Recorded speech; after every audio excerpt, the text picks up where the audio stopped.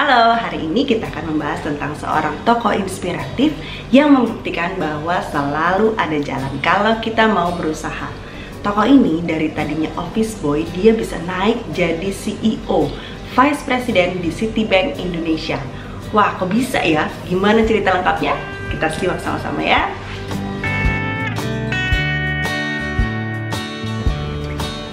Tokoh inspiratif kita hari ini namanya Hotman Zainal Arifin.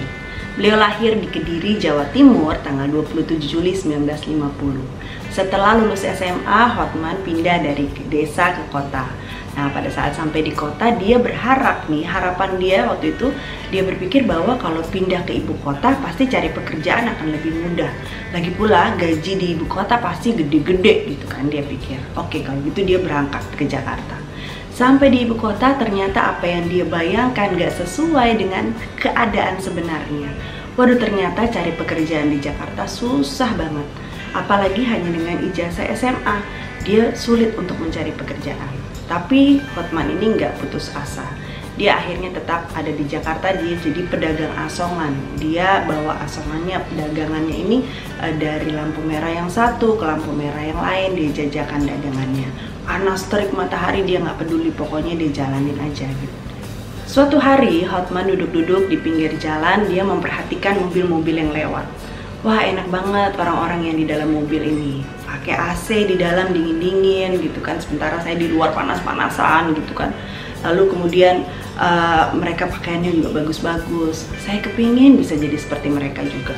Nah, akhirnya dia punya tekad yang kuat untuk dia bisa maju, untuk bisa mengubah hidupnya lebih baik lagi di Jakarta ini. Lalu kemudian dia dengan uang hasil dagangannya, dia lalu mulai melamar pekerjaan di semua perusahaan yang dia tahu. Dia lihat dari koran-koran mungkin ya, kemudian dia kirimkan semua ke semua perusahaan ini.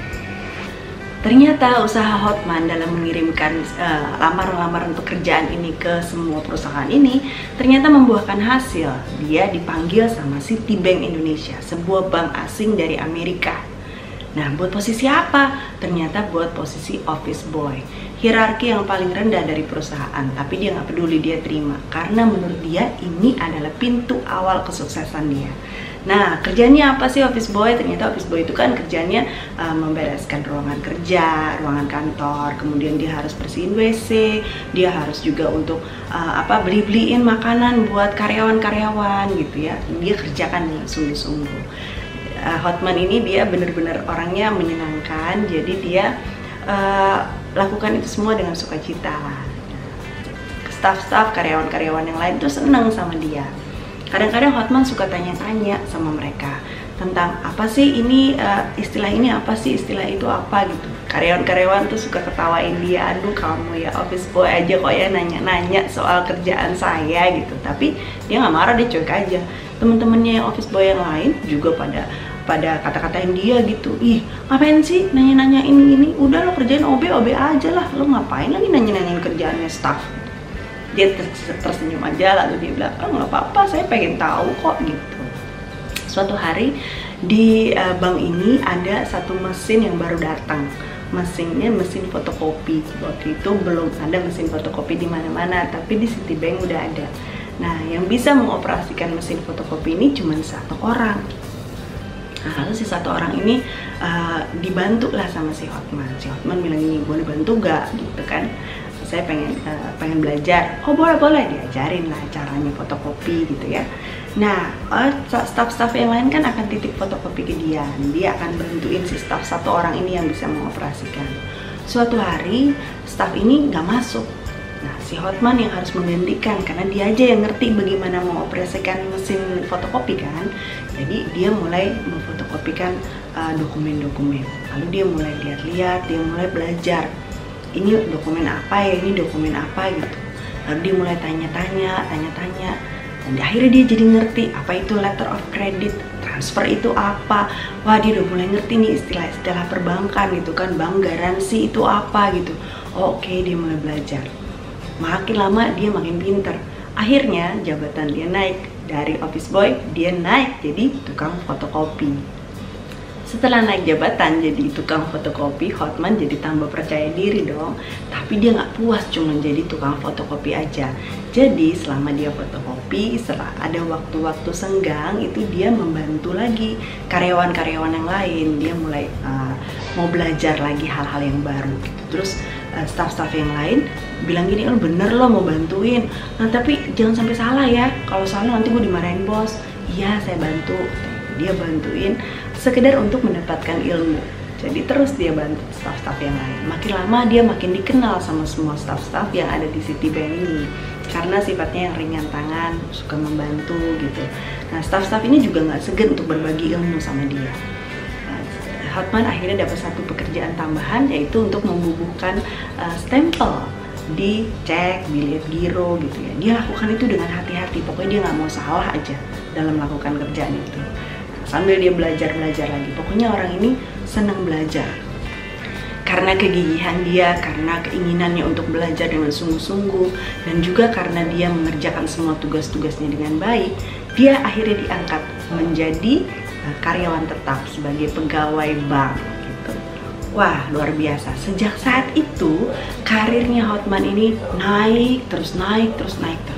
Banyak orang yang mencibir, yang nggak suka dengan keadaannya dia, nggak suka kalau dia diangkat jadi pegawai. Tapi ya dia nggak apa-apa, nggak masalah.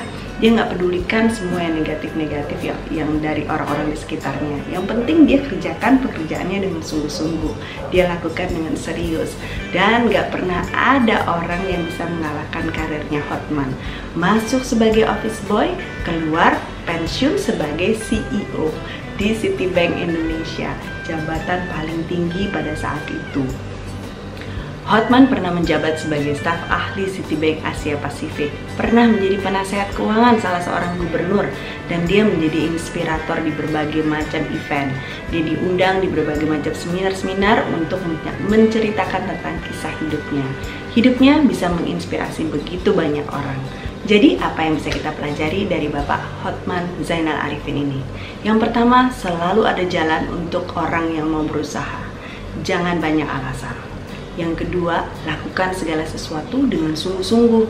Sekecil apapun pekerjaan atau tanggung jawab yang diberikan buat kita, kita harus lakukan dengan sungguh-sungguh. Jangan setengah-setengah.